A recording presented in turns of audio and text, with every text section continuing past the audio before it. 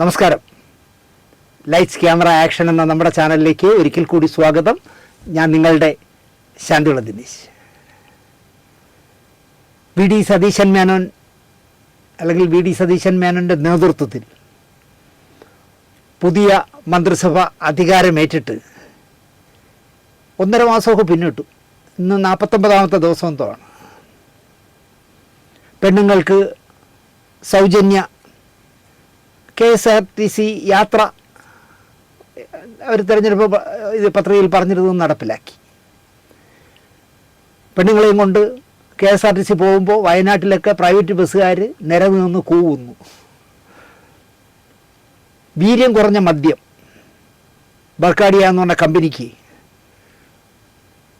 എനിക്കൊന്ന് പകുതിയിലധികം നികുതി കുറച്ചു കൊടുത്ത് ഉത്പാദിപ്പിച്ച് കേരളത്തിലെ മുഴുവൻ പേരും വീര്യം കുറഞ്ഞ മദ്യം കുടിപ്പിച്ചോളാൻ സതീശൻ മേനോൻ ഓർഡർ ഇട്ടു. അതും മദ്യവകുപ്പ് മന്ത്രി പോലും അറിഞ്ഞില്ല. എക്സൈസ് വകുപ്പ് മന്ത്രി ലിജു നടന്നു വരുമ്പോൾ ഒരു പത്രക്കാരൻ ചോദിച്ചു, വീര്യം കുറഞ്ഞ മദ്യത്തിന് ടാക്സ് കുറച്ചോ? ഏത് വീര്യം കുറഞ്ഞ മദ്യം? അല്ല, മറ്റേ ബർക്കാഡിയ കമ്പനി. ഞാൻ അറിഞ്ഞില്ല, പുള്ളി പോലും അറിഞ്ഞില്ല. പാതിരാത്രിയൊക്കെ ടക ടക ടക ടക എന്നാണ് ഇത്തരം ഫയലുകൾ നീങ്ങുന്നത്. 10 വർഷമില്ലായിരുന്ന പവർ കട്ട് കൃത്യമായിട്ട് എത്തിയിട്ടുണ്ട്. അപ്പോൾ മെഴുകുതിരി കമ്പനികൾ കേരളത്തിൽ അങ്ങോളം ഇങ്ങോളം തുടങ്ങാൻ സാധ്യതയുണ്ട്. പ്രധാനമന്ത്രി തരുന്ന കാശും നമ്മുടെ കാശും സംസ്ഥാന സർക്കാരിൻ്റെ കാശും പഞ്ചായത്തിൻ്റെ കാശും എല്ലാം കൂടി ഉണ്ടാക്കിയ വീടിന് പ്രധാനമന്ത്രി തന്ന വീടാണെന്ന് കാണിക്കുന്ന ബോർഡ് വയ്ക്കാൻ തീരുമാനിച്ചു. അങ്ങനെയെങ്കിലും നരേന്ദ്രമോദിയുടെ അനുഗ്രഹം കിട്ടട്ടെ. PM ശ്രീ പാർട്ടി പദ്ധതി വന്നാൽ എന്താ കുഴപ്പം, വന്നോട്ടെ എന്ന് ഷാജി ഉണ്ടല്ലോ, മുസ്ലിം ലീഗിലെ അറബിക്കടലിൽ എറിയുമെന്ന് പറഞ്ഞ ആൾ. PM ശ്രീ പദ്ധതി എടുത്ത് അറബിക്കടലിൽ എറിയുമെന്ന് പറഞ്ഞ മന്ത്രി ചോദിക്കുകയാണ്, അങ്ങനെ ഒരു പാർട്ടി പദ്ധതി വന്നാൽ എന്താ കുഴപ്പം എന്നാണ് അയാൾ ഇപ്പോൾ ചോദിക്കുന്നത്. കല്യാണം കഴിഞ്ഞാൽ നവവധൂവരന്മാർക്ക് നൽകുന്ന പുതുമോടി ചോദിച്ച് ആരോഗ്യവകുപ്പ് മന്ത്രി മുരളീധരൻ. മഴക്കാല രോഗങ്ങൾ കൊണ്ടാണ് ഇപ്പോൾ രോഗികൾ മരിക്കുന്നത് എന്നാണ് അദ്ദേഹം പറയുന്നത്. മഴയില്ലാത്തതിനാലാണ് കറണ്ട് ഇല്ലാത്തതെന്ന് സണ്ണി പറയുന്നു. ഇലക്ട്രിസിറ്റി ബോർഡ് വകുപ്പ് മന്ത്രി പറയുന്നു. ഒരാൾ പറയുന്നു മഴ കാരണം എല്ലാ പകർച്ചവ്യാധികളും പകരുകയാണെന്ന്. ഒരു മന്ത്രി പറയാണ് മഴയില്ലാത്ത കാരണം പവർ കട്ടാണെന്ന്. ഫ്രീ ടിക്കറ്റിൽ പെണ്ണുങ്ങൾ KSRTCയിൽ യാത്ര ചെയ്യുമ്പോൾ ഞാൻ നേരത്തെ പറഞ്ഞല്ലോ, പ്രൈവറ്റ് ബസ്സുകളിൽ ആളില്ലാതാവുക സ്വാഭാവികമാണെന്നും അതുകൊണ്ട് തന്നെ പ്രൈവറ്റ് ബസ്സിൻ്റെ മുതലാളിമാരും തൊഴിലാളികളും വേറെ എന്തെങ്കിലും പണി നോക്കിക്കൊള്ളാനാണ് ഗതാഗത വകുപ്പ് മന്ത്രി CP ജോൺ പറയുന്നത്. എൻ്റെ സഖാവ്, പഴയ സഖാവ്. ഞാൻ കരുതി CP ജോണിനെ ഞാൻ പഠിച്ചിരുന്നപ്പോൾ ഞാൻ കരുതിയത് അയാളൊരു നല്ല ബുദ്ധിരാക്ഷസനും എപ്പോഴെങ്കിലും ഒന്ന് മന്ത്രിയായാൽ സംസ്ഥാനത്തിന് എന്തെങ്കിലും ഗുണമൊക്കെ ചെയ്യുമെന്ന് വിചാരിച്ചു. തലയിൽ ആൾ താമസം ഇല്ലാത്തവനെന്ന് 1 മാസം കൊണ്ട് തെളിയിച്ച് തെരഞ്ഞെടുപ്പ് കമ്മീഷണറായി. സംഖ്യ വയ്ക്കാൻ പാടില്ല എന്ന് KSRTC അല്ല KPAC ജനറൽ സെക്രട്ടറി പരസ്യമായി വിവാദമുണ്ടാക്കി. വയ്ക്കുമെന്ന് സതീഷ് മേനോൻ. വീര്യം കുറഞ്ഞതോ കൂടിയതോ ഇളവ് പറ്റില്ല എന്ന് സ്പീക്കർ തിരുവഞ്ചൂർ രാധാകൃഷ്ണൻ. അതുപോലെ സതീഷ് മേനോനെ മുഖ്യമന്ത്രിയാക്കണമെന്ന് ഡൽഹിയിൽ ചെന്ന് ഇവരെയെല്ലാം പ്രിയങ്ക ഗാന്ധിയും രാഹുൽ ഗാന്ധിയും മറ്റേ സോണിയാഗാന്ധിയൊക്കെ ചെന്ന് കണ്ട് സംസാരിച്ച ശുപാർശ ചെയ്ത VM സുധീരൻ പറയുന്നു ഒരു കാരണവശാലും വീര്യം കുറഞ്ഞ മദ്യം വിൽക്കാൻ പാടില്ല എന്ന്. കടൽ കിഴവന്മാർക്ക് തലയിൽ ആൾ താമസമില്ല എന്നാണ് അതിന് മറുപടിയായി സതീഷ് മേനോൻ്റെ ആൾക്കാർ പറയുന്നത്. ഇതിൻ്റെയൊക്കെ ഇടയിൽ സിനിമാക്കാരുടെ ഒരു അവിഞ്ഞ ചോദ്യം, സിനിമാ സ്ഥാപനങ്ങളിൽ ആരൊക്കെയാണ് വരാൻ പോകണമെന്ന്. വല്ല കാര്യമുണ്ടെന്നുള്ളത് ഇവിടെ ഒരുപാട് അദാനി എന്താ പറയുക, നമ്മുടെ സംസ്ഥാനത്തിൻ്റെ ഷിപ്പ്യാർഡിനെ അദാനിക്ക് എത്ര വർഷത്തേക്കാണല്ലോ കൊടുത്തിരിക്കുന്നത്. അയാൾ അതിനെ മറച്ചു വിറ്റ് 13,500 കോടിക്ക് എന്തോ വിദേശത്തെ MCS എന്ന് പറഞ്ഞൊരു കപ്പൽ കമ്പനിക്ക് മറച്ചു വയ്ക്കുന്നു. അതൊക്കെ നോക്കി നടക്കുന്ന തിരക്കിനിടയിൽ സതീഷ് മേനോനോട് ആരെങ്കിലും സിനിമാ സ്ഥാപനങ്ങളിൽ ആരൊക്കെ വരും എന്ന് ചോദിക്കുന്നത് തന്നെ ഒരു അവിഞ്ഞ ചോദ്യമാണ്. സഹികെട്ട് ഇപ്പോൾ സാംസ്കാരിക വകുപ്പ് മന്ത്രി PC വിശ്വനാഥ് പറയുന്നത്, മേലാൽ ഇതൊന്നും എന്നോട് ചോദിക്കരുത്, മുഖ്യമന്ത്രി നിശ്ചയിക്കും, അദ്ദേഹം പറയും എന്നാണ് PC വിശ്വനാഥ് പറയുന്നത്. ചെയർമാനായി പ്രഖ്യാപിച്ചിട്ടേ തലസ്ഥാനം വിടുമെന്ന് വാശി പിടിച്ച് തലസ്ഥാനത്ത് തമ്പടിച്ചിരുന്ന ഒരുമാതിരി അധികാരമോഹികളെല്ലാം പെട്ടിയും കിടക്കിയൊക്കെ എടുത്തുകൊണ്ട് തിരിച്ച് വീട്ടിൽ പോയി. ഈ അടുത്ത കാലത്തൊന്നും നടക്കില്ല എന്ന് അവർക്ക് മനസ്സിലായി. അടിയന്തരമായി ചെയർമാനെ വേണ്ട സാംസ്കാരിക ക്ഷേമനിധി, പെൻഷൻ കൊടുക്കുന്ന സ്ഥാപനമാണല്ലോ, KSFDC, ചലച്ചിത്ര അക്കാദമി എല്ലാം ഇപ്പോൾ ഒരു വഴിയായി. ഫിലിം ഫെസ്റ്റിവലിന് ഇനി 5 മാസമേ ഉള്ളൂ. പുതിയ തീരുമാനങ്ങളൊന്നും ആർക്കും എടുക്കാൻ പറ്റുന്നില്ല, കാരണം തലവനില്ല. അങ്ങനെ നീളട്ടെ എന്ന് മാത്രമേ നമുക്ക് പറയാൻ പറ്റൂ. അല്ലാതെ നിങ്ങൾ ഇത്ര ദിവസത്തിനകം ചലച്ചിത്ര അക്കാദമിയുടെ ചെയർമാനെ കണ്ടുപിടിക്കണം, പെണ്ണുപിടിയന്മാരെ ആരെങ്കിലും നോക്കി ഇടതുപക്ഷം വെച്ചതുപോലെ ഒരു നല്ല പെണ്ണുപിടിയനെ അക്കാദമിയുടെ ചെയർമാനാക്കണം എന്നൊക്കെ നമുക്ക് പറയാൻ പറ്റുമോ? നോക്കാം, എപ്പോഴെങ്കിലും വരും, വരാതിരിക്കില്ല.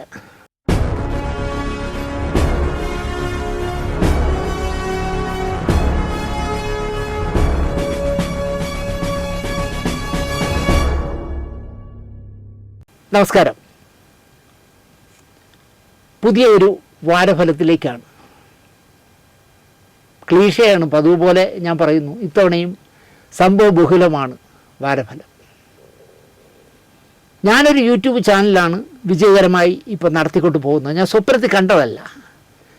ഒരുപാട് യൂട്യൂബേഴ്സിന് ഇൻ്റർവ്യൂ കൊടുക്കുന്നതിനിടയിൽ ഒരു ചെറുപ്പക്കാരൻ എന്നോട് ചോദിച്ചു, ലക്ഷ്മി ടോക്ക് എന്ന് പറഞ്ഞ എൻ്റെ സുരേഷ് എന്ന് പറഞ്ഞ ചെറുപ്പക്കാരൻ ചോദിച്ചു, സാറേ ചേട്ടാ, ഞങ്ങളൊക്കെ വരുമ്പോൾ ചേട്ടൻ ആവശ്യം പോലെ ഇൻ്റർവ്യൂ തരും, ഞങ്ങളതിൽ നിന്ന് കാശുണ്ടാക്കും, എന്താ ചേട്ടാ ഒരു സ്വന്തമായി ഒരു യൂട്യൂബ് ചാനൽ തുടങ്ങാത്തത്?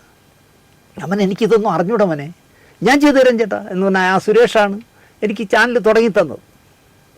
അതിപ്പോൾ വലിയ വിജയകരമായി മുന്നോട്ട് പോകുന്നു, ഞാൻ അതുകൊണ്ട് ജീവിക്കുന്നു. പക്ഷേ ഞാൻ ഒരിക്കലും നമ്മുടെ ചാനൽ എന്നല്ലാതെ യൂട്യൂബ് ചാനലൊന്നും പറയേയില്ല. നിങ്ങൾ ശ്രദ്ധിച്ചിരിക്കുമോ? അത് എനിക്കത് നാണക്കേട് തോന്നുന്ന ഒരു വാക്കാണ് ഈ യൂട്യൂബ് ചാനൽ എന്ന് പറയുന്നത്. ആ പ്രയോഗം തന്നെ തെറ്റാണ്, അല്ല നാറ്റ കേസാണെന്നാണ് എൻ്റെ വിശ്വാസം. വാളെടുത്തവരെല്ലാം വെളിച്ചപ്പെടാവുന്ന കാലമാണല്ലോ. അതുപോലെ നല്ലൊരു ഫോൺ ഉള്ളവരെല്ലാം ഇപ്പോൾ യൂട്യൂബർമാരാണ്, പത്രക്കാരാണ്. പക്ഷേ ഇവരിൽ ഭൂരിപക്ഷവും പുറത്തേക്ക് വിടുന്ന മലീമസമായ വാർത്തകളും ശൈലികളും കൊണ്ട് മനുഷ്യൻ്റെ ക്ഷമ കെടുന്ന കാലവുമാണിപ്പോൾ. ഉദാഹരണത്തിന്, പടമോ പപ്പടമോ ഇല്ലാത്ത ഒരു ജന്തു ദിനം ദിനം പുറത്തേക്ക് തള്ളുന്ന മലീമസമായ വാർത്തകൾ പിറകെ നടന്ന് ഫോണിലെടുത്ത് ചേച്ചി അത് പറ, ചേച്ചി മറ്റത് പറ എന്ന് പറഞ്ഞ് ഇങ്ങനെ പറയിച്ച് പുറത്തുവിടുന്ന കാഴ്ച അറപ്പിനും അപ്പുറം പറയേണ്ടതാണ്. അവൾക്ക് ഞാൻ മദ്യം വാങ്ങിക്കൊടുത്തു, അവൾ മറ്റവൻ്റെ കൂടെ കിടന്നു, ഞാൻ അവൻ്റെ തെളിവ് ചോദിച്ചു, ഞാൻ അവൾക്ക് 50,000 രൂപ കടം കൊടുത്തു എന്ന് തുടങ്ങി എന്തൊക്കെയൊക്കെ ഈ അലവലായ സ്ത്രീ ദിവസവും പുറത്തേക്ക് നൽകുന്ന വിഷലിപ്തമായ വാചകങ്ങളാണ്. 20 ലക്ഷം പറ്റിച്ച കേസിലെ പ്രതിയായിട്ട് കോടതി നിൽക്കുന്നതാണ് പറയണത്. റിസർവ് ബാങ്ക് അടിക്കുന്ന നോട്ട് മുഴുവൻ എൻ്റെ വീട്ടിലായിരിക്കുന്നത്. അപ്പോൾ അവൾ എൻ്റെ 50,000 ചോദിച്ചപ്പോൾ ഞാൻ അപ്പോൾ എടുത്തു കൊടുത്തു 50,000. പിന്നെ ഞാൻ അവളുമായിട്ട് അഭിഹിത ബന്ധമുള്ളതിൻ്റെ നിൻ്റെ തിരഞ്ഞെടുപ്പ് കാർഡോ എന്തെങ്കിലും കാണിക്കാൻ പറഞ്ഞത് ഞാനായിട്ടായിരുന്നു ചോദിച്ചത്. നീ ആരുടെ അത് ചോദിക്കാൻ? നിനക്ക് പോലീസ് ഉദ്യോഗമുണ്ടോ? പോലീസ് ഉദ്യോഗം ഉണ്ടെങ്കിൽ പോലും ഇപ്പോൾ ഒന്നും ചെയ്യാക്കൂല.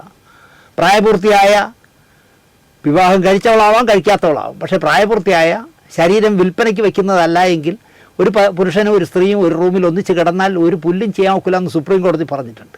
അവിടെയാണ് ഈ അലവലാതെ ചെന്ന് റൂമിലിരിക്കുന്ന പുരുഷനോട് നിൻ്റെ പേരും നാളും ഒക്കെ ഉള്ള ഒരു കാർഡ് എടുത്ത് കാണിക്കുക എന്ന് പറഞ്ഞതെന്ന്. ഒരു ചവിട്ടടിച്ചു കൊടുക്കണ്ടേന്ന് പള്ള വയറ്റിലിട്ട്.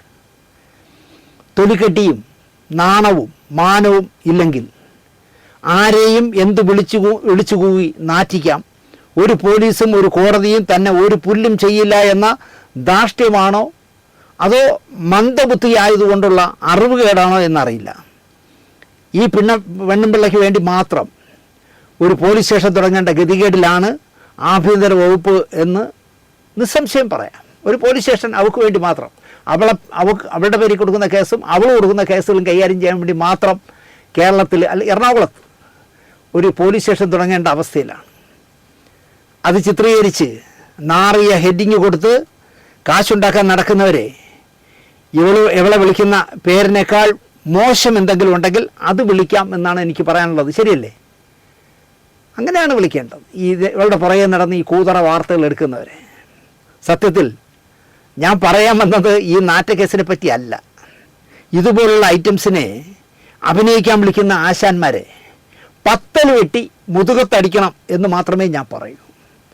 പറയുന്ന വേഷം, പറയുന്ന കാശിന് മര്യാദയ്ക്ക് വന്ന് ചെയ്ത് കുടുംബത്തിലെ അല്ലല് മാറ്റാൻ കൊതിക്കുന്ന എത്രയോ പാവങ്ങൾ വർക്കില്ലാതെ വീട്ടിലിരിക്കുമ്പോൾ ഇത്തിരി കട്ടിയും കനവും തൊലി വെളുപ്പും ഇരിക്കാൻ പറഞ്ഞാൽ കിടക്കട്ടെ എന്ന് ചോദിക്കുന്ന തൊലിക്കട്ടിയും ഉള്ളവളുമാരെ മതി മലയാള സിനിമയ്ക്ക്. അതാണ് ഇപ്പോഴത്തെ അവസ്ഥ.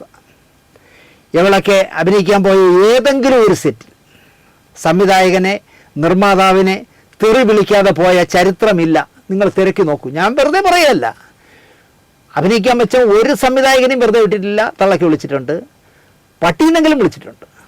അതുപോലെ തന്നെ ചാൻസ് കൊടുത്ത് നിർമ്മാതാവിനെയും തെറി വിളിക്കാതെ ഒരു സെറ്റിൽ നിന്നും പോവില്ല. ഷൂട്ടിംഗ് നടക്കുന്നതിനിടയിൽ ഓണം വന്നു. ഭൂരിപക്ഷം പേരും പറഞ്ഞു, സാറേ ഓണത്തിന് അവധി തരണം സാറേ, ഒരു 3-4 ദിവസം ഒന്ന് ബ്രേക്ക് ചെയ്യണം സാറേ, ഞങ്ങൾക്ക് വീട്ടിൽ പോകണം, കുടുംബത്തോടൊപ്പം ഊണ് കഴിക്കണം. 1-ാം ഓണം മുതൽ 4-ാം ഓണം വരെ 4 ദിവസം ഷൂട്ടിങ്ങിൽ അവധിയാക്കി. ഷൂട്ടിംഗ് ക്രൂവിനെ മൊത്തം വീട്ടിലേക്ക് പറഞ്ഞു വിട്ടു. ഈ പറഞ്ഞവൾ മാത്രം ഞാൻ വീട്ടിൽ പോകണില്ല, ഞാൻ ഈ ഹോട്ടലിൽ തങ്ങുന്നു എന്നങ്ങ് ഉറപ്പിച്ചു. ബാക്കി എല്ലാവരും പോകുമ്പോഴും പറയാണ് ഞാൻ ഹോട്ടലിൽ കിടന്നോളാന്ന്, വേറെ ബിസിനസ് ഉണ്ടല്ലോ.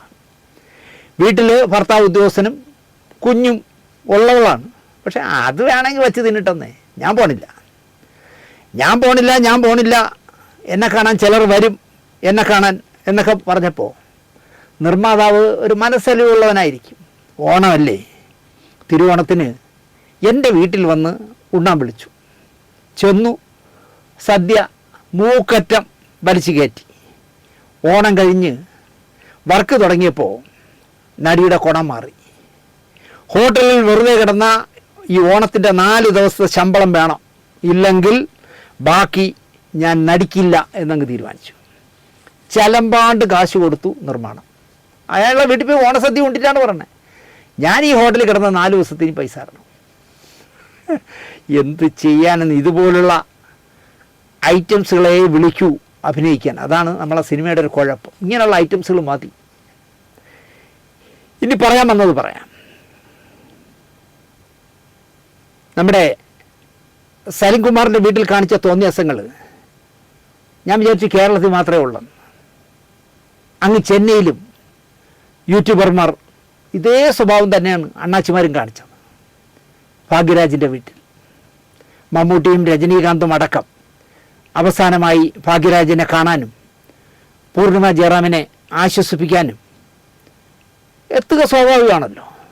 അപ്പോൾ ചാകര കൊയ്ത്തിനിറങ്ങി യൂട്യൂബർമാർ, സഹികെട്ട് അവസാനം നടി രാധിക അവർ തന്നെ യൗമാരെ നേരിടാനിറങ്ങി. തൊഴുകൈയോടെ അവർ യൂട്യൂബർമാരെ ശപിച്ചു, ശകാരിച്ചു.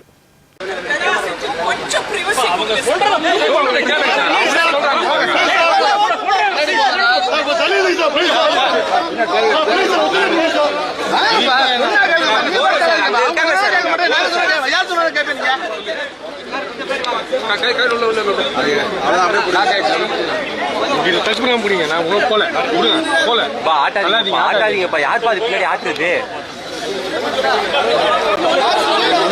முன்னாடி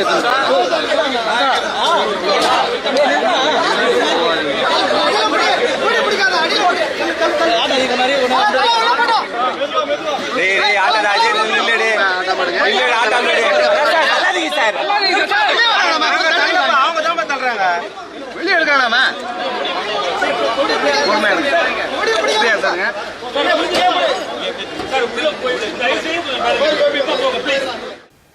നല്ല തൊലി കിട്ടിയല്ലേ യുവമാർക്ക്. രാധിക ശകാരിക്കുന്നത് ഷൂട്ട് ചെയ്ത് അതും ഒരു പ്രോഗ്രാമാക്കി ഈ നാണം കെട്ടവന്മാർ. സാധാരണയിൽ സാധാരണക്കാരായി. രജനീകാന്ത് കടന്നു വന്നു. തിരിച്ച് അദ്ദേഹം മടങ്ങുമ്പോൾ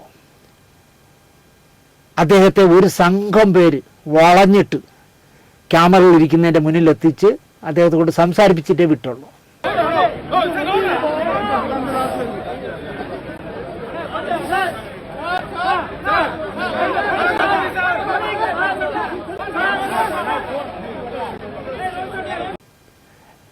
അപ്പോഴും അവിടെ കണ്ട ഒരു കാഴ്ച, ഇന്ത്യ കണ്ട നല്ല സംവിധായകരിലുള്ള ഒരാളായ മണിരത്നവും സുഹാസിനിയും ഒക്കെ വന്നപ്പോൾ യുവമാർ പരിചയം പോലും കാണിച്ചില്ല.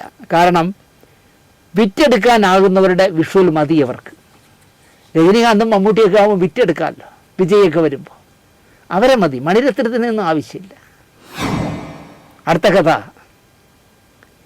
കന്നി നിയമസഭാംഗം നമ്മുടെ രമേഷ് പിഷാരടി ഒരു ചോദ്യം കൊണ്ട് നിയമസഭയെ ചിന്താകുലമാക്കി. മൃഗീയ ഭൂരിപക്ഷം ഉള്ളതിനാലും തൻ്റെ വളിപ്പുകൾക്ക് കൈയടിക്കാൻ ആളുകൾ ഉള്ളതിനാലും നിയമസഭയിൽ പാട്ടുപാടിയും വളിപ്പുകൾ വിളമ്പിയുമാണ് പിഷാരടി തുടക്കം കുറിച്ചത്.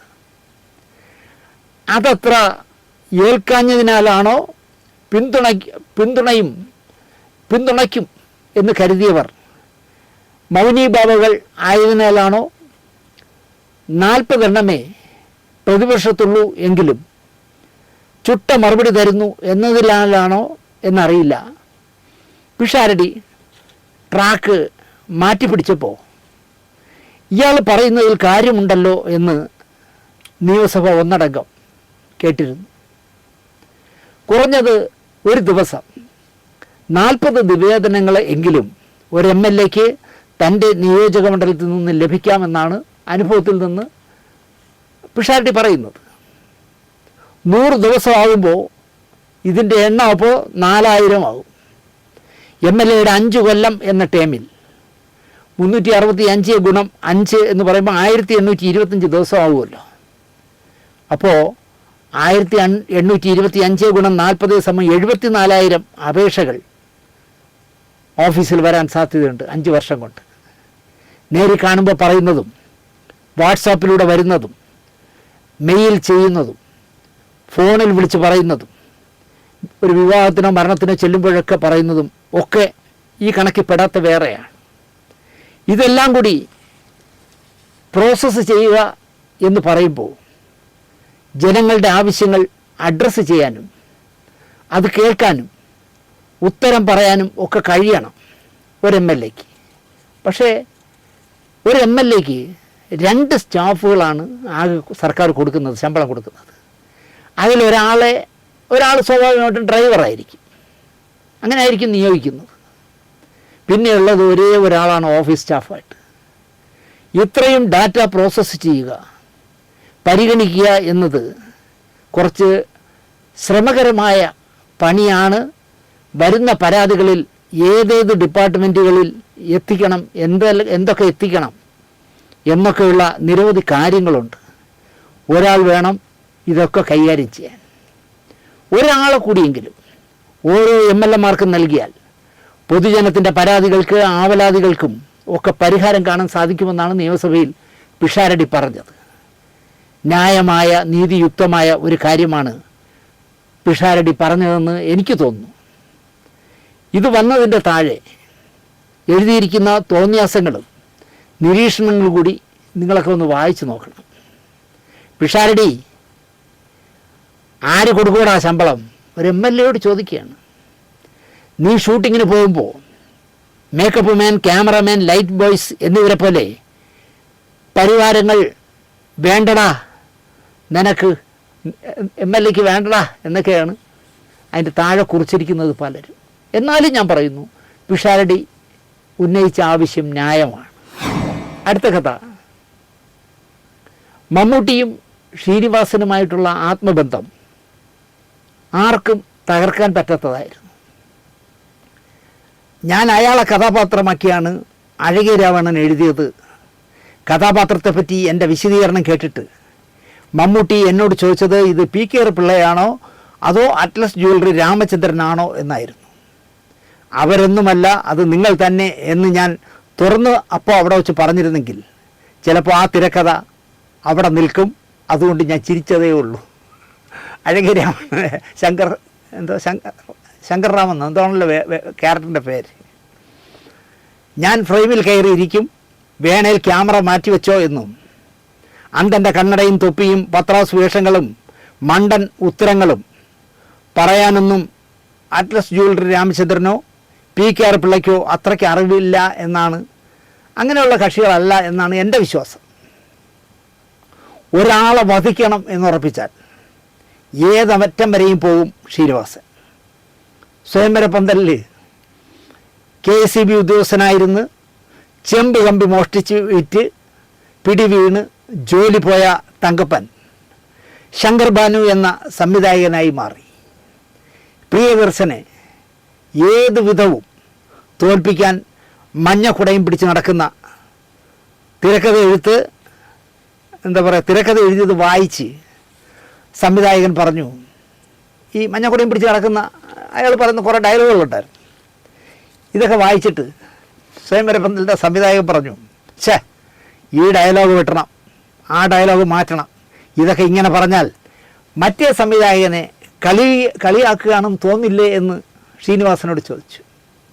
അത് കേട്ട ശ്രീനിച്ചേട്ടൻ ഒരൊറ്റ ചിരിച്ചിട്ട് പറഞ്ഞത്, അപ്പം ഇതുവരെ താങ്കൾക്ക് ശങ്കർ ഭാനു ഈ പറഞ്ഞ സംവിധായകനാണെന്ന് മനസ്സിലായിരുന്നില്ല അല്ലേ? ഞാൻ അയാൾ കാണിക്കുന്ന വട്ടുതരങ്ങളാണ് ഇതിൽ എഴുതി പിടിപ്പിച്ചിരിക്കുന്നത്. ഒരു ഡയലോഗും മാറ്റാൻ പറ്റില്ല. ചുരുങ്ങിയ പക്ഷം ഈ പടം അയാൾ കാണുകയാണെങ്കിൽ അയാൾ തെറ്റിതിരുത്തി ചിലപ്പോൾ മാന്യനായാലോ. ഇതായിരുന്നു ശ്രീനിച്ചേട്ടൻ്റെ മറുപടി. ഒരു ഡയലോഗും വെട്ടാൻ സമ്മതിച്ചില്ല. ഒരു കഥ മനസ്സിൽ വന്നപ്പോൾ എഴുതി, ബാർബർ ബാലൻ്റെ കഥ. അതിൽ ജീവിതമുണ്ട്, സ്വപ്നങ്ങളുണ്ട്, കണ്ണീരുണ്ട്, ചിരിക്കാനും ചിന്തിക്കാനുമുള്ള വകയുണ്ട്. ഇതിലൊരു അതിഥി വേഷമുണ്ട്, മമ്മൂട്ടിയെ റോൾ മോഡലാക്കി രൂപപ്പെടുത്തിയ വേഷം. റിയലിസ്റ്റിക്കായി ഈ സിനിമ ചിത്രീകരിക്കണം എന്നതിനാൽ മമ്മൂട്ടിയുടെ മാനരസങ്ങൾ മാറ്റിവെച്ചു, മനസ്സിനെ മാറ്റിയതുമില്ല. മമ്മൂട്ടിക്ക് ആദ്യ ശമ്പളം കൊടുത്തത് നടനായും നിർമ്മാതാവായും നിർവാഹകനായും ഒക്കെ നിന്ന ശ്രീനിവാസനായിരുന്നു. മമ്മൂട്ടിക്ക് ആദ്യമായി ശബ്ദം കൊടുത്തതും ശ്രീനിവാസനാണ്. മമ്മൂട്ടിയെ എന്തും പറയാനുള്ള സ്വാതന്ത്ര്യം സിനിമയിലുള്ളതും ഒരു ശ്രീനിവാസന് മാത്രമാണ്. ക്രൈനെന്തിന് ക്യാമറ താഴെ വരൂ എന്നും ചില്ലെത്ര ഇട്ടു എന്നും ലെൻസ് എത്ര ഇട്ടു എന്ന് ചോദിക്കുന്നൊരു ചോദ്യം ഉണ്ടല്ലോ, ചില്ലെത്ര ഇട്ടു എന്നും 36 സീനിന് എനിക്ക് 40 കൂളിംഗ് ഗ്ലാസ് വാങ്ങിക്കാൻ പറയുന്നതുമൊക്കെ സരോജ് കുമാർ ആണെങ്കിലും ഇതൊക്കെ ചെന്ന് കൊള്ളുന്നത് മമ്മൂട്ടിക്കാവുമെന്ന് ശ്രീനിവാസൻ അറിയാമായിരുന്നു. പൊറോട്ടയും പപ്പടവും ഗൾഫിലേക്ക് കയറ്റി അയക്കുന്ന ബിസിനസ്സും കേണൽ പദവി വാങ്ങാൻ ഓടുന്നതുമൊക്കെ മോഹൻലാലിനെ ഒന്നാക്കാൻ തന്നെയായിരുന്നു ഉദയനാണ് താരത്തിൽ ശ്രീനിവാസൻ ശ്രമിച്ചത്. അത് ശ്രീനിവാസനെ കൊണ്ട് മാത്രം നടക്കുന്ന കാര്യങ്ങളാണ്. അതൊക്കെ മമ്മൂട്ടിയും മോഹൻലാലും സമ്മതിച്ച് കൊടുക്കുന്നതുമാണ്. ചെറിയ ബജറ്റിൽ തൻ്റെ ഭാര്യ സഹോദരൻ കൂടിയായ മോഹനൻ സംവിധായകനാകുന്ന സിനിമ കൂടിയായിരുന്നല്ലോ കഥ പറയുമ്പോൾ. ആ അതിഥി വേഷം മമ്മൂട്ടി തന്നെ ചെയ്യണം. പക്ഷേ മമ്മൂട്ടി വാങ്ങുന്ന പ്രതിഫലത്തിൻ്റെ 1/4 പോലും നൽകാനാവില്ല. ശ്രീനിവാസനും മുകേഷുമാണല്ലോ കഥ പറയുമ്പോൾ എന്ന് പറഞ്ഞ ചിത്രത്തിൻ്റെ നിർമ്മാതാക്കൾ. അതിൻ്റെ വിതരണത്തിൽ സിദ്ദിഖും കൂടി ഉണ്ടായിരുന്നു തോന്നുന്നു. പടം ഇത്രയും വലിയ സൂപ്പർ ഹിറ്റായി മാറുമെന്ന് എഴുതുമ്പോൾ ശ്രീനിവാസൻ പോലും ചിന്തിച്ചിട്ടുണ്ടാവാൻ സാധ്യതയില്ല. രജനീകാന്തിനെ വച്ച് തമിഴർ റീമേക്ക് ചെയ്യാനും നല്ല തുകയാണ് വാങ്ങിപ്പോയത്.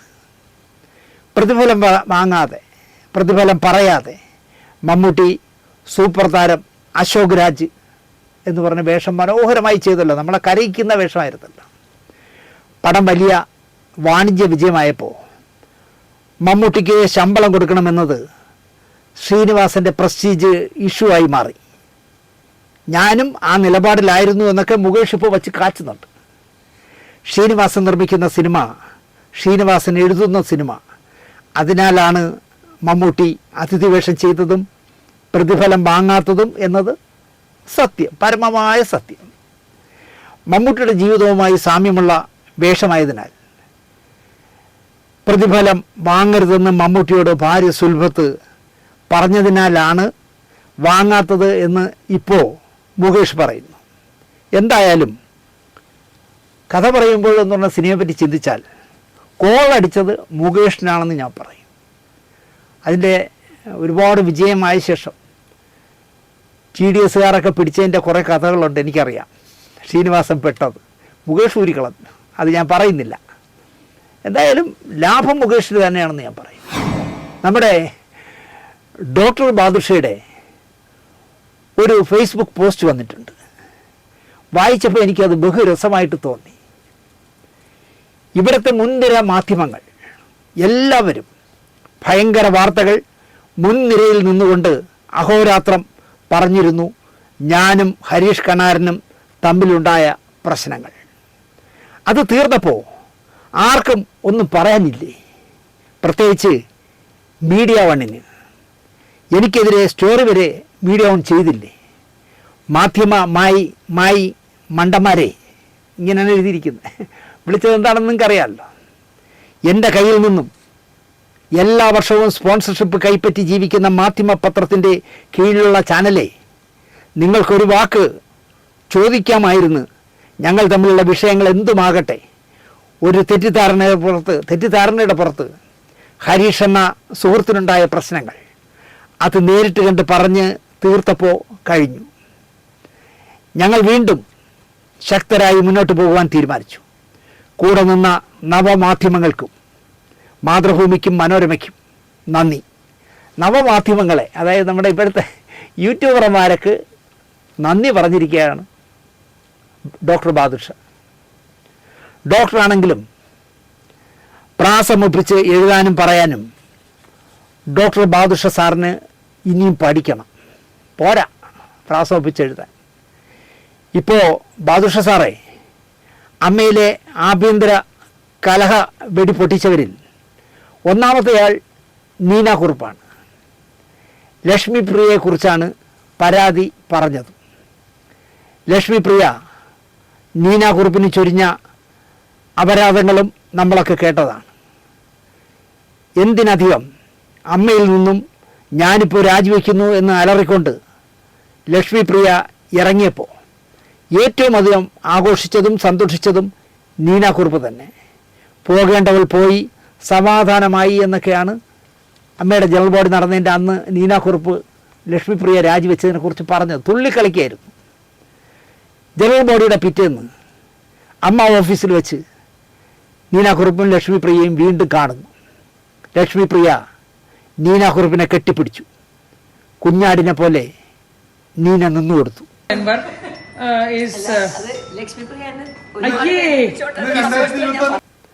അത് നന്നായി എന്ന് ഞാൻ പറയും. ജീവിതകാലം മുഴുവൻ വൈരാഗ്യവും പകയും കൊണ്ട് നടക്കരുത്. പറയാനുള്ളത് പറഞ്ഞു, ചെയ്യാനുള്ളത് ചെയ്തു, പിന്നെ അത് അങ്ങ് കളഞ്ഞേക്കണം. അത്രയേ പാടുള്ളൂ, പ്രത്യേകിച്ച് കലാരംഗത്തുള്ളവർ. പക്ഷേ ഡോക്ടർ ബാദുഷ കണാരൻ പ്രശ്നം ഇത്ര ലഘുവായതാണോ? ബാദുഷ ഡോക്ടർക്കെതിരെ ഗുരുതരമായ ആരോപണമല്ലേ ഹരീഷ് കണാരൻ പറഞ്ഞത്? സാമ്പത്തിക തട്ടിപ്പ്. അതും 1-2 രൂപയ്ക്കാണോ? ലക്ഷങ്ങൾക്ക്. അതിന് ഡോക്ടർ ബാദുഷ നൽകിയ മറുപടിയും ഗുരുതരമല്ലേ? വെള്ളമടിച്ച് ബോധമില്ലാതെ നടന്നാൽ ആര് വർക്കിന് വിളിക്കുമെന്നാണ് ഹരീഷ് കണാരനോട് ചോദിച്ചത്. വീട് വയ്ക്കാൻ കടം വാങ്ങിയത് തിരിച്ചു ചോദിക്കുമെന്ന് കരുതിയില്ല എന്നൊക്കെയല്ലേ ഡോക്ടർ ബാദുഷ അന്ന് പറഞ്ഞത്. കടം കൊടുത്ത കാശ് മടക്കി ചോദിച്ചപ്പോൾ എന്നെ ആ പടത്തിൽ നിന്ന് കട്ട് ചെയ്തു, ഈ പടത്തിൽ നിന്ന് കട്ട് ചെയ്തു, പറഞ്ഞു വിട്ടു എന്നൊക്കെ ബാദുഷ ചെയ്തു എന്നൊക്കെയല്ലേ കണാരൻ ക്യാമറയ്ക്ക് മുന്നിൽ കരഞ്ഞുകൊണ്ട് പറഞ്ഞത്. കൊടുത്ത കാശ് ചോദിച്ചതിന് എന്നെ ഒരു പണിയുമില്ലാണ്ട് വീട്ടിലിരുത്തി എന്ന് പറഞ്ഞാൽ ചെറിയ കാര്യമാണോ ഡോക്ടറെ? ഇപ്പോൾ ഇരുവരും കണ്ടിരിക്കാം, സംസാരിച്ചിരിക്കാം, പ്രശ്നങ്ങൾ ചിലപ്പോൾ പരിഹരിച്ചിരിക്കാം. ബോൾഗാട്ടി ധർമ്മൻ മധ്യസ്ഥം വഹിച്ചോ എന്നെനിക്കറിയില്ല. വഹിക്കാം എന്നാണ് എൻ്റെ പറഞ്ഞിരുന്നത്. പരിഹരിച്ചെങ്കിൽ നന്നായി എന്ന് മാത്രമേ പറയാനുള്ളൂ. പക്ഷേ അപ്പോഴും പറഞ്ഞതൊക്കെ അവിടെ നിൽക്കും ഡോക്ടർ ബാദുഷ. കണാരനും ഡോക്ടറും പേനയുന്തുകാരോടല്ല പറഞ്ഞത്, ക്യാമറകൾക്ക് മുന്നിലാണ്. അപ്പോൾ അതൊരിക്കലും മായാൻ സാധ്യതയില്ല, നിഷേധിക്കാനും കഴിയില്ല. ആ പ്രശ്നങ്ങൾ തീർന്നെങ്കിൽ മാപ്രകൾ എങ്ങനെ അറിയാനാ ഡോക്ടറെ? നിങ്ങൾ വെടിനിർത്തിയെന്ന് ഒന്നിച്ചൊന്ന് പറയാതെ മാപ്രകൾ എങ്ങനെ അറിയും? എനിക്കെതിരെ മാധ്യമ മൈ വീഡിയോ 1 സ്റ്റോറി വരെ ചെയ്തു കളഞ്ഞെന്നാണ് ഡോക്ടർ ബാദുഷ പരിഭവം പറഞ്ഞിരിക്കുന്നത്. മാധ്യമവും മീഡിയ വണ്ണും എല്ലാ വർഷവും ഡോക്ടറുടെ കയ്യിൽ നിന്നും സ്പോൺസർഷിപ്പ് കൈപ്പറ്റി ജീവിക്കുന്നവർ ആയിരുന്നതിനാൽ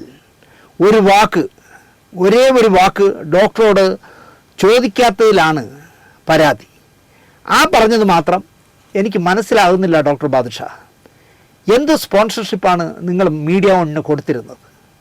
ഹരീഷിന് തെറ്റിദ്ധാരണ വന്നതിനാൽ ആണത്രേ കടം വാങ്ങിയ കാശ് തിരിച്ചു കൊടുക്കാത്തത്, അല്ലെങ്കിൽ പുറത്ത് പറഞ്ഞതത്രേ. ഇപ്പോൾ എല്ലാം കോംപ്ലിമെൻറ്റ്സ് ആയത്രേ, നല്ലത്. അപ്പോഴും മാതൃഭൂമിക്കും മനോരമയ്ക്കും ഗുഡ് സർട്ടിഫിക്കറ്റും മീഡിയ വണ്ണിന് തെറിയും കൊടുത്തത് എനിക്ക് മനസ്സിലാവുന്നില്ല. എല്ലാവരും സ്റ്റോർ ചെയ്തു എന്നാണ് എൻ്റെ വിശ്വാസം. പക്ഷേ മീഡിയ വണ്ണിനെ മാത്രമേ ഡോക്ടർ ബാദുഷ അറ്റാക്ക് ചെയ്യുന്നുള്ളൂ. ഇനി ഒരു മുസ്ലിം ചാനലായതുകൊണ്ട് മുസ്ലിമായ എൻ്റെ കൂടെ നിന്നില്ല എന്നാണോ എന്ന് എനിക്കറിയില്ല. എന്തായാലും ഹരീഷ് കണാരൻ്റെയും ബാദുഷ ഡോക്ടറുടെയും കലഹം മാറി എന്നറിഞ്ഞതിൽ വലിയ സന്തോഷം. പറയണോ വേണ്ടേ എന്ന് ആലോചിച്ചിട്ടാണ് അടുത്ത കഥ പറയുന്നത്. ന്യായം ആര് പറഞ്ഞാലും അത് ന്യായം തന്നെയാണ്. സത്യം ആര് പറഞ്ഞാലും അത് സത്യവുമായിരിക്കും. എന്നെ നന്നായി നോവിച്ച നമ്മുടെ സകലകലാവല്ലഭൻ തമ്പി സാറ് അടുത്തിടെ ഒരു നിരീക്ഷണം നടത്തി.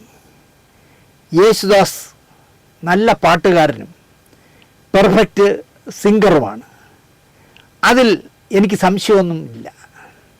പെർഫെക്റ്റ് ബിസിനസ്മാനും കൂടിയാണ് യേശുദാസ്. യേശുദാസ് ഈസ് ഗ്രേറ്റ് എന്നാണ് തമ്പി സാർ പറഞ്ഞത്. മുഹമ്മദ് റാഫിക്കോ SP ബാലസുബ്രഹ്മണ്യത്തിനോ തൻ്റെ ശബ്ദം ഞാൻ തന്നെ വിറ്റെടുക്കാമെന്ന് തോന്നിയോ? ഇല്ല. യേശുദാസ് നന്നായി വിറ്റെടുത്തു എന്നാണ് തമ്പി സാർ പറയുന്നത്.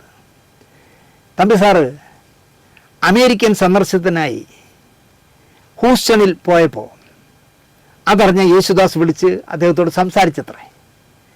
ഹൂസ്റ്റണിൽ നിന്നും യേശുദാസ് താമസിക്കുന്ന ഡള്ളസിലേക്ക് 4.5 മണിക്കൂർ നേരത്തെ യാത്രയേ ഉള്ളൂ.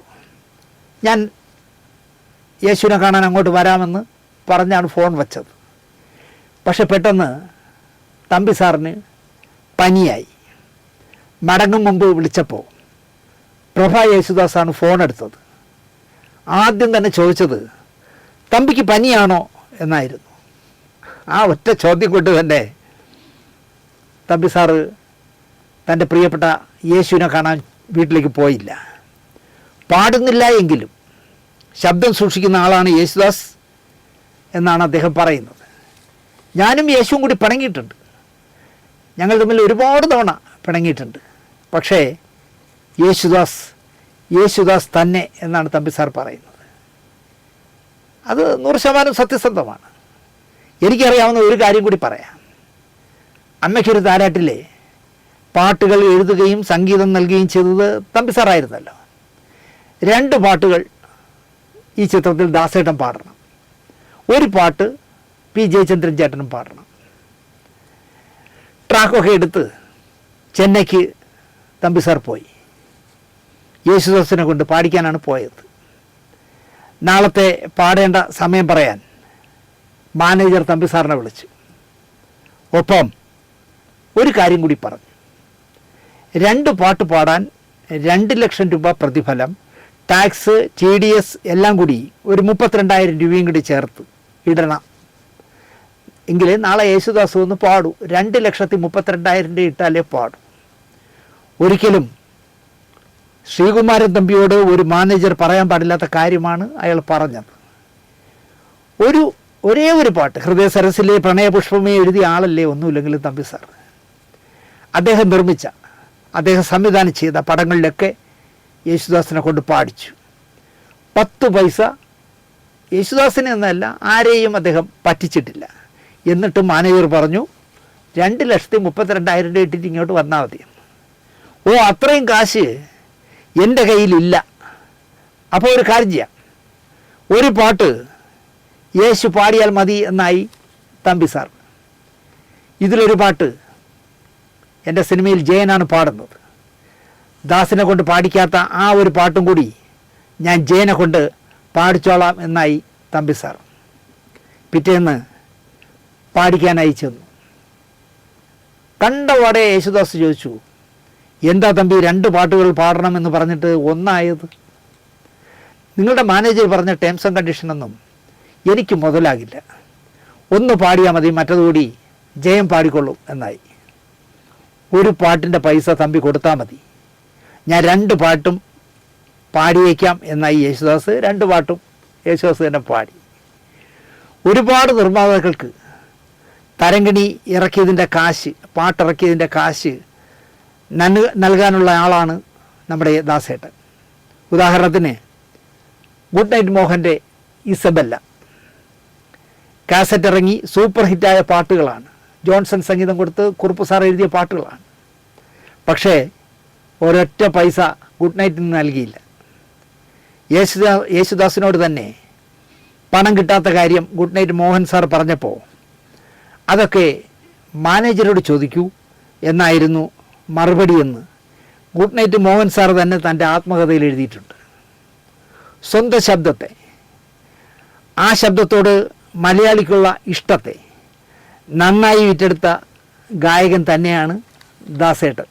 തമ്പി സാർ പറഞ്ഞത് 100% ഞാൻ അംഗീകരിക്കുന്നു. അടുത്തത് എനിക്ക് പ്രിയപ്പെട്ട മല്ലിക ചേച്ചിയെക്കുറിച്ചാണ്. നമ്മുടെ മല്ലിക ചേച്ചിയെ കൊണ്ട് ഞാനൊരു വഴിയാകുന്ന ലക്ഷണമാണ്. വായിക്കുന്നത് ഗീതാഗോവിന്ദം. പണി എന്താ എന്ന് ചോദിച്ചപ്പോൾ അമ്പലം പൊളിക്കൽ എന്ന് പറഞ്ഞ കണക്കാണ് മല്ലിക ചേച്ചിയുടെ പോക്ക്. വായിക്കുന്നത് ഗീതാഗോവിന്ദം, പണി അമ്പലം പൊളിക്കൽ എന്ന് പറഞ്ഞതുപോലെയാണ് മല്ലിക ചേച്ചിയുടെ പോക്ക്. കുമ്പിടിയെപ്പോലെ, നന്ദനത്തിലെ കുമ്പിടിയില്ലേ, തരാതരം മാറി മാറി ചേച്ചി തൻ്റെ നിലപാടുകൾ മാറ്റും. എന്നിട്ട് അതിനെ ന്യായീകരിക്കും. എന്നിട്ട് മറ്റന്നാൾ ഒരു മടിയുമില്ലാതെ അതിനെ മറിച്ച് പറയും. മാന്യരായ 2 പിള്ളേരുടെ തള്ളയാണ് ഞാനങ്ങനെ ഓന്ത് നിറം മാറുന്നത് പോലെ മാറിയാൽ അവർക്കാണ് നാണക്കേടെന്ന ചിന്ത പോലും എൻ്റെ പ്രിയപ്പെട്ട മല്ലിക ചേച്ചിക്കില്ല. കെ കരുണാകരൻ പ്രതാപിയായിരുന്ന കാലത്ത് അദ്ദേഹം കാർ ആക്സിഡൻറ്റിൽ പെട്ടല്ലോ. അങ്ങനെ വിദഗ്ധ ചികിത്സയ്ക്കായി കരുണാകരൻ അമേരിക്കയ്ക്ക് പോയി. കുറച്ച് നാൾ കഴിഞ്ഞപ്പോൾ അദ്ദേഹത്തിൻ്റെ ഭാര്യ കല്യാണിക്കുട്ടി അമ്മയും ചികിത്സയ്ക്കായി അമേരിക്കയ്ക്ക് പോയി. 2 പേരുടെയും ചികിത്സയ്ക്ക് വേണ്ടതൊക്കെ മല്ലിക ചേച്ചിയുടെ ചേട്ടൻ ഡോക്ടർ എം ഇ പിള്ളയാണ് അമേരിക്കയിൽ ചെയ്തു കൊടുത്തത്. അദ്ദേഹം അവിടെ മയാമിയിൽ വർക്ക് ചെയ്യുന്ന ആളാണ്. അതിനെ ശരിക്കും പറഞ്ഞാൽ മല്ലിക ചേച്ചി മുതലാക്കി എന്ന് പറയാം. കമ്മ്യൂണിസ്റ്റുകാരനായ ഭർത്താവ് സുകുമാരനെ കരുണാകരൻ ചലച്ചിത്ര വികസന കോർപ്പറേഷൻ്റെ ചെയർമാനാക്കി. ഒരുപാട് പഴികൾ കരുണാകരൻ ഈ കാര്യത്തിൽ കേട്ടു. KSFDCയുടെ കാറിൽ നിലമേലുള്ള, കൊട്ടാരക്കരയ്ക്ക് മുമ്പുള്ള നിലമേലുള്ള തൻ്റെ വിവാഹ മണ്ഡപത്തിലെ കാര്യങ്ങൾ നോക്കാൻ സുകുമാരൻ കറങ്ങിയതൊക്കെ അക്കാലത്ത് വലിയ വാർത്തയായി, വിവാദമായി. മക്കളിലൊരാൾ സ്പഷ്ടമായ കമ്മ്യൂണിസ്റ്റ് ചായ്വ് കാണിക്കുന്നു എന്നറിഞ്ഞപ്പോൾ മല്ലിക ചേച്ചിയും ചെറുതായിട്ടൊന്ന് ചുവന്നു. പിണറായിയെ പോലെ ഒരു മുഖ്യമന്ത്രിയെ ഞാൻ കണ്ടിട്ടില്ല എന്ന് ഒക്കെ പറഞ്ഞ് ചേച്ചി വച്ചലക്കി. ഇതിനിടയിലാണ് ലൂസിഫറിനിട്ട് മേജർ കോലിട്ടിളക്കിയത്. ചേച്ചി മേജറെയും മേജറുടെ പാർട്ടിയെയും ശരിക്ക് കളിയാക്കിയപ്പോൾ ഓരോ പത്മ അവാർഡ് പ്രഖ്യാപനം അടുക്കുമ്പോഴും ദേശീയ അവാർഡ് പ്രഖ്യാപനം അടുക്കുമ്പോഴും ചേച്ചി ഒന്ന് വർത്തമാനം മയപ്പെടുത്തും. പതുക്കെ ഒന്ന് ഈ ചുവപ്പ് അങ്ങ് തുടച്ച് ഓറഞ്ച് പോലെ ആക്കും. മോഡിയെ പോലെ ഒരു പ്രധാനമന്ത്രിയെ ഞാൻ കണ്ടിട്ടില്ല എന്നൊക്കെ അപ്പം പറയും. ഒന്നും തരപ്പെട്ടില്ല എന്നാവുമ്പോൾ പിന്നെയും ചേച്ചി വഴിമാറും. ഇപ്പോൾ മോഹൻ ഭാഗവതിനെയും RSSനെയും വെള്ളപൂശുന്ന തിരക്കിലാണ് ചേച്ചി. മോൻ ഹിന്ദിയിൽ അഭിനയിക്കുന്നു, മോൻ്റെ വീട്ടിൽ ED റെയ്ഡ് നടക്കുന്നു. ഇതൊക്കെ ആവണം ചേച്ചിയുടെ ഈ ചാഞ്ചാട്ടം എന്ന് തോന്നുന്നു. പെറ്റ മനസ്സല്ലേ, അവരുടെ ടെൻഷനുകളാകണം ഇതെല്ലാം ഇങ്ങനെയൊക്കെ ആകുന്നത്. നമുക്കത് വിട്ടുകളയാം എന്നേ എനിക്ക് പറയാനുള്ളൂ. എന്നാലും ചേച്ചിയെ ഒരു പയ്യൻ ഇന്നറന്ന് വരപ്പിച്ചളഞ്ഞു ഇൻ്റർവ്യൂവിൽ. ആ ക്ലിപ്പിങ്സ് കൂടെ കണ്ടോളൂ. ഈ RSS എന്ന് പറയുന്ന സംഘടനയുടെ ചരിത്രം ശരിക്കും വായിച്ച് പഠിച്ചിട്ടുള്ള ഒരാൾക്ക് വെറും വർഗീയവാദിയാവാൻ പറ്റില്ല. അത് ഞാനൊരു കൊച്ചുകുട്ടിയായിട്ട് ഞാൻ പറഞ്ഞു തരികയാണ്. പക്ഷെ RSSന്റെ വിചാരധാര പറയുന്നത് ശരിയല്ല. അത് ഇപ്പോഴത്തെ അതല്ലേ പറഞ്ഞു. വിചാരധാര വിചാരിക്കേണ്ട രീതി വിചാരിച്ചാൽ മതി. അല്ല, വേറെ വഴിക്ക് അല്ല, വിചാരധാരയിലാണ് പറയുന്നത് ഏറ്റവും വലിയ ആഭ്യന്തര ശത്രുക്കൾ എന്ന് പറയുന്നത് മുസ്ലിങ്ങളും ക്രിസ്ത്യാനികളും കമ്മ്യൂണിസ്റ്റുകളും. അങ്ങനെ പച്ചയ്ക്ക് പറയുന്നില്ല. പച്ചയ്ക്ക് പറയുന്നുണ്ട് അതിന്റെ ഗോൾവാൾക്കർ രാഷ്ട്രമാണ് എന്നുള്ളതിൽ അവർ അത് ഊന്നുന്നുണ്ട്. അതൊക്കെ ശരിയാണ്. ഹിന്ദുത്വ രാഷ്ട്രമാണ് ഇവിടെ. സത്യമാണ്, ഹിന്ദുക്കൾ കൂടുതലുണ്ടായിട്ടുണ്ട്. പക്ഷേ അവരെ അടിച്ചമർത്താൻ വരുന്നവരെ എതിർക്കണം എന്നുള്ളതാണ്. ഒന്നുമല്ല, ബ്രിട്ടീഷുകാരുടെ നിങ്ങൾ യുദ്ധം ചെയ്ത് നിങ്ങൾ നിങ്ങളുടെ സമയം കളയരുത്. നിങ്ങൾ അതിന് പോലെ ആഭ്യന്തര ശത്രുക്കളായ മുസ്ലിങ്ങളോടും ഹിന്ദുക്കളോടും കമ്മ്യൂണിസ്റ്റുകളും യുദ്ധം ചെയ്ത് അവരെ ഒഴിവാക്കൂ ഈ രാജ്യത്ത് നിന്ന് പ്രഖ്യാപിച്ചതിന്റെ എവിടെയാണ്? അതേ മോഹൻ ഭാഗവത് ഇപ്പൊ പറഞ്ഞത് ഇവിടെ ജാതിയുടെ പേര് പറഞ്ഞ് കുറച്ച് കളി കൂടുതലാന്ന് ചെയ്യണ പ്രസംഗം കേട്ടോ. ഈ മോഹൻ ഭാഗവത് എന്നെ നിയന്ത്രിക്കുന്ന സംഘടനകളാണ്. ഈ സംഘടന തന്നെയാണ് ഇങ്ങനെയൊക്കെ പറയുന്ന. അതായത് അതാ നേരത്തെ പറഞ്ഞ ഇരട്ടത്താപ്പ്. ഒന്ന് പറയുക വാഗൊണ്ട് ചെയ്ത്ത് വേറെ. ഞാൻ ഇതുവരെ പറയാത്ത ഒരു പെൺകുട്ടിയെ കുറിച്ചാണ് ഇനി പറയുന്ന കഥ. ആധുനിക വാർത്താ സങ്കേതങ്ങൾ വഴി അല്ലെങ്കിൽ ആധുനിക വാർത്താ സങ്കേതങ്ങൾ മിഴി തുറന്നപ്പോൾ നമുക്ക് ദിനപത്രങ്ങൾ പോലും വേണ്ടാതായി. ഒപ്പം എന്തും ഏതും പൊതുവേദിയിലിട്ട് അലക്കുന്ന അവസ്ഥയുമുണ്ടായി. വീടിൻ്റെ 4 ചുമരുകൾക്കുള്ളിൽ തീരേണ്ട പ്രശ്നങ്ങൾ പൊതു ഇടങ്ങളിലിട്ട് ഇപ്പോൾ അലക്കുന്നു. ഉദാഹരണങ്ങൾ എത്ര വേണമെങ്കിലും പറയാനാവും. ഗോപ്യമായി പരിഹരിക്കേണ്ട പ്രശ്നങ്ങൾ പബ്ലിക് ഡൊമൈനിൽ ഇട്ട് അലക്കുന്നു, തൊലിയിരിക്കുന്നു. വിദേശത്ത് നല്ല കാശ് സമ്പാദിക്കുന്ന ദമ്പതിമാരുടെ മകളായിരുന്നു സിന്ധു എന്ന നമ്മുടെ നടനും BJP നേതാവുമായ കൃഷ്ണകുമാറിൻ്റെ ഭാര്യ. സെക്രട്ടേറിയറ്റിന് മുന്നിലെ ടാൻഡം കമ്മ്യൂണിക്കേഷനിൽ ടെലിഫോൺ ഓപ്പറേറ്ററായിരുന്നു കൃഷ്ണകുമാർ. ഒപ്പം ദൂരദർശനിലെ വാർത്താ വായനക്കാരൻ. ദൂരദർശൻ എന്ന അത്ഭുതപ്പെട്ടിയിൽ ഇരുന്ന് സംസാരിക്കുന്ന സുമുഖനായ പയ്യൻ രക്ഷകർത്താക്കളെ ഗൾഫിൽ വിളിച്ച് സംസാരിക്കാൻ സന്ധ്യാനേരത്ത് ടാൻഡത്തിൽ ചെല്ലുന്ന സിന്ധുവിൻ്റെ ഹൃദയത്തിൽ ഇടം നേടി. പെട്ടെന്ന് ഇരുവരും കൊരുത്തു, വിവാഹം കഴിച്ചു. ജാതി മാറ്റം പോലും ഇരുവരും കാര്യമായിട്ടെടുത്തില്ല. സിന്ധുവിൻ്റെ ഭാഗ്യമായിരിക്കണം കൃഷ്ണകുമാർ വച്ചടി വെച്ച് വളർന്ന് തിരക്കോട് തിരക്കായി. തിരക്ക് കുറഞ്ഞപ്പോൾ BJPയിലും ചേർന്നു. നിയമസഭാ സ്ഥാനാർത്ഥിയായി. അവസാനം ഇപ്പോൾ NFDCയുടെ എക്സ് ഒഫീഷ്യൽ തലവൻ വരെയായി.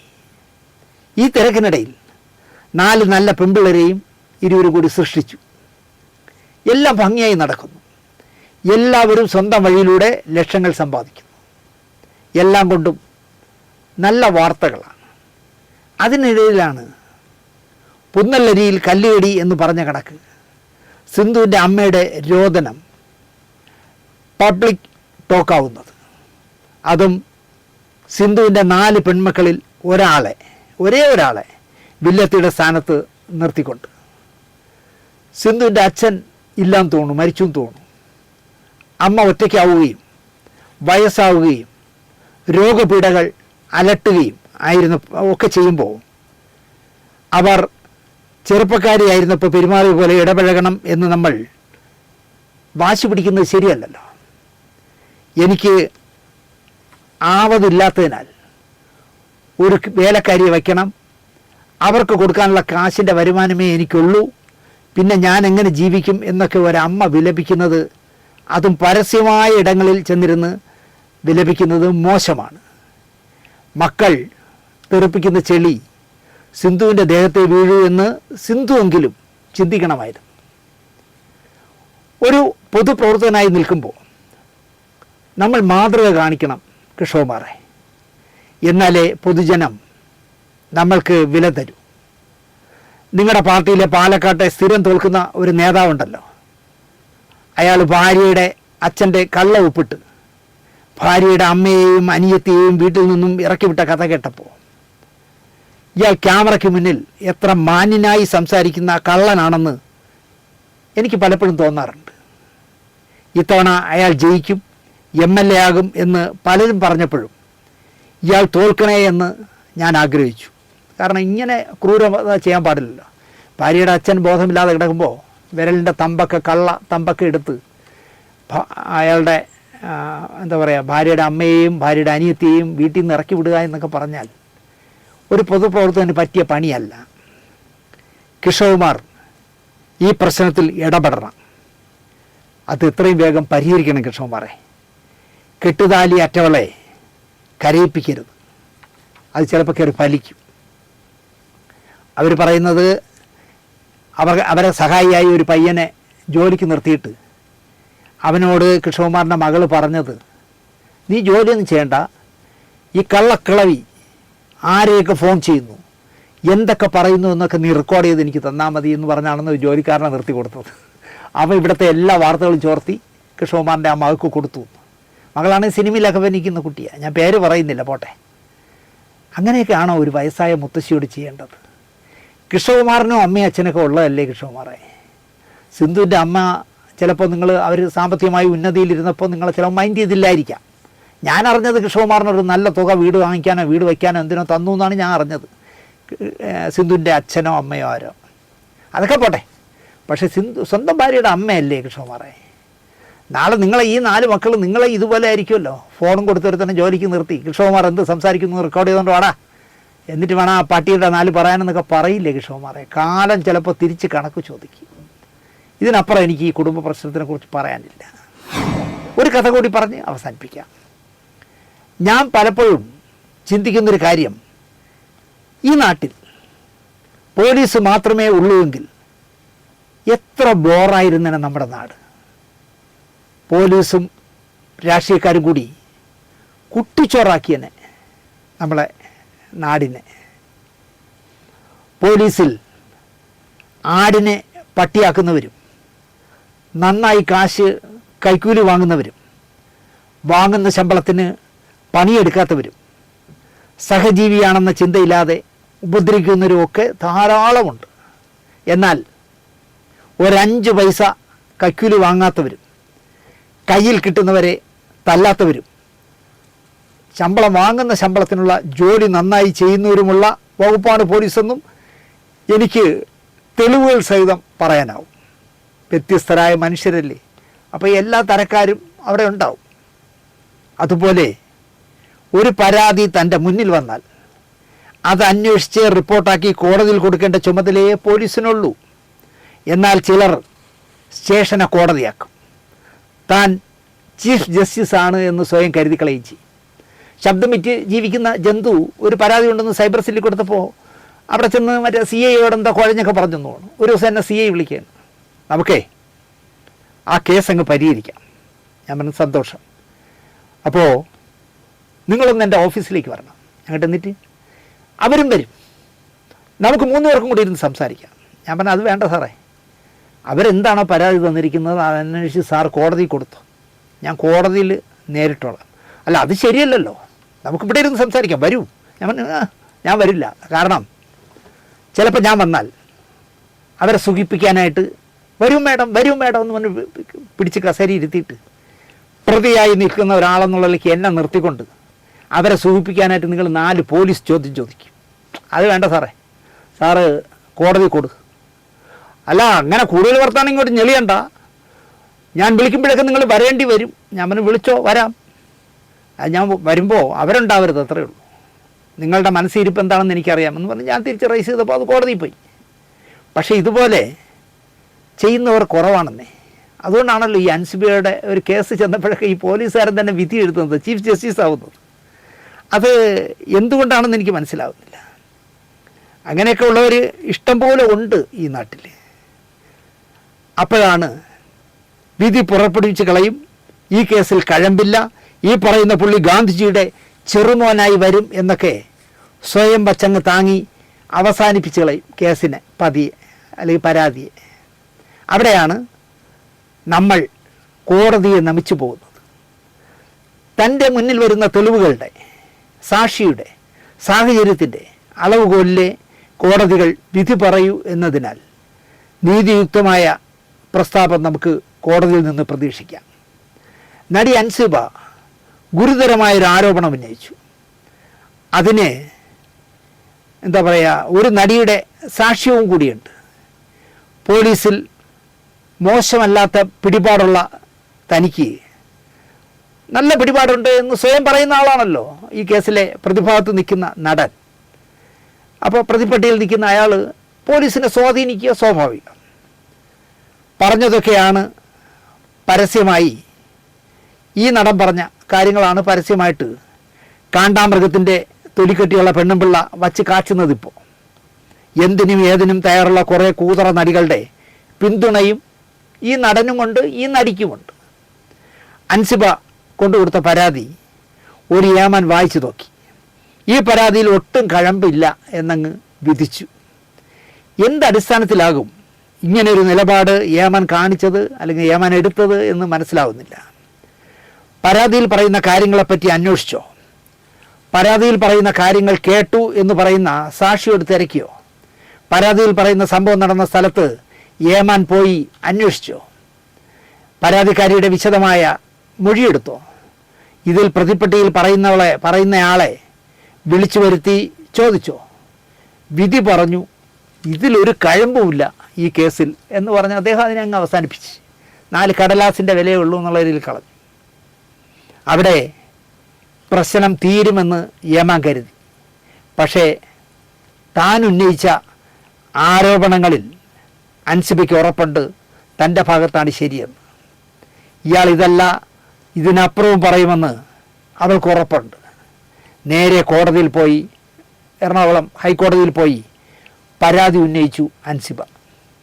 കേസെടുത്ത് അന്വേഷിക്കണോ എന്ന് കോടതി വിധിച്ചു. അപ്പോൾ കേസെടുക്കാതിരുന്ന പോലീസ് ഏമാൻ എന്തായി? ശശിയായി എന്നേ പറയാൻ പറ്റൂ. ഒരു പെൺകുട്ടി ഗുരുതരമായ ഒന്നിലധികം പരാതികൾ ഒരാളിൻ്റെ പേര് പറയുമ്പോൾ അതിൽ കഴമ്പുണ്ടോ എന്ന് നോക്കി അന്വേഷിച്ച് കോടതിയിൽ പറയുന്നതിന് പകരം ഈ പറയുന്നതിൽ കഴമ്പില്ല എന്ന് വിധിക്കാൻ പാടുണ്ടോ എന്നാണ് രമേശ് ചെന്നിത്തല സാർ അന്വേഷിക്കേണ്ടത്. എന്തായാലും അന്വേഷിച്ച് കോടതി കൊടുക്കട്ടെ റിപ്പോർട്ട്. അത് നോക്കി ബാക്കി കോടതി നിശ്ചയിക്കട്ടെ. ഞാനിപ്പോൾ ഇങ്ങോട്ട് വരുന്നതിന് മുമ്പ് എന്തെങ്കിലും പ്രധാന വാർത്തയുണ്ടോ എന്ന് അറിയാൻ വേണ്ടി TV വെച്ചപ്പോൾ അൻസിബ വീണ്ടും കോടതി പോയിരിക്കുക. ഹൈക്കോടതിയിൽ ശ്വേത മേനോനെതിരെയും ലക്ഷ്മി പ്രിയക്കെതിരെയും പോലീസ് അന്വേഷിച്ച് എൻ്റെ പരാതിയിൽ കഴമ്പുണ്ടോ എന്ന് അന്വേഷിക്കണം എന്ന് പറഞ്ഞ് ഹൈക്കോടതി പോയിരിക്കുകയാണ് അൻസിബ. അൻസിബ വിടുന്ന ലക്ഷണമില്ല. വിടരുതെന്നാണ് ഞാൻ പറയുന്നത്. കാരണം ഒരു പെൺകുട്ടിക്ക് ഞാൻ മദ്യം ഒഴിച്ചു കൊടുത്തു, അപ്പോൾ ഇവൾ കുടിക്കാറിയാണെന്ന് മനസ്സിലായില്ലേ? ഞാൻ മദ്യം ഒഴിച്ചു കൊടുത്തപ്പോൾ അവൾ കുടിച്ചെന്നു. ഇവളുടെ റൂമിൽ ഒരു ചെറുപ്പക്കാരൻ വെളുപ്പാങ്കാലം 4 മണിക്ക് വന്നു. ഇവൾ ഈ 4 മണിക്ക് ഉറങ്ങാതെ കണ്ടവൻ്റെ റൂമിൽ നോക്കിക്കൊണ്ടിരിക്കുന്നുണ്ട്. അവനുടെ തെളിവ് ചോദിച്ചപ്പോൾ അവൻ തെളിവ് തന്നില്ല എന്ന്. ഇവൾക്ക് വേറെ ഒരുപാട് കണക്ഷനും ബന്ധങ്ങളും ഒക്കെ ഉണ്ടെന്നൊക്കെ പറയുന്ന ഒരു സ്ത്രീ മേലെങ്കിലും ആരെയും പറയരുത്. ഹൈക്കോടതി പോയത് നന്നായി എന്ന് ഞാൻ പറയും. അപ്പോൾ വാരഫലം സമ്പന്നമാണ് എന്നാണ് എൻ്റെ വിശ്വാസം. വീണ്ടും കാണാം എന്ന് മാത്രം പറഞ്ഞുകൊണ്ട് നിർത്തുന്നു. നന്ദി, നമസ്കാരം. ഞാൻ ജയിക്കും എന്ന് എനിക്ക് ഉത്തമ ബോധ്യമുണ്ട്. കാരണം ഞാൻ സത്യത്തിൻ്റെ കൂടെയാണ് നിൽക്കുന്നത്. പിന്നെ ശ്രീ ടിനി ടോമിന് ഒരുപാട് ഇൻഫ്ലുവൻസ് ഉണ്ടായേക്കാം. ഒരുപാട് രാഷ്ട്രീയക്കാരുമായിട്ടും രാഷ്ട്രീയ പാർട്ടികളുമായിട്ടൊക്കെ ബന്ധമുള്ള ആളായിരിക്കാം. എന്ത് തന്നെയാണെന്നുണ്ടെങ്കിലും ഇന്നത്തെ കേരള ഗവൺമെന്റ് എൻ്റെ കൂടെ നിൽക്കുമെന്ന് ഞാൻ വിശ്വസിക്കുകയാണ്. തീർച്ചയായിട്ടും ഉണ്ടായേക്കാം. കാരണം ഏത് ഫ്രെയിമിൽ നോക്കിക്കഴിഞ്ഞാലും ഏത് മിനിസ്റ്റേഴ്സിന്റെ കൂടെയും കൂടെ കയറി നിന്ന് ഫോട്ടോ എടുക്കുന്ന തരത്തിൽ വിഷ്വൽസ് കാണുന്നുണ്ട്.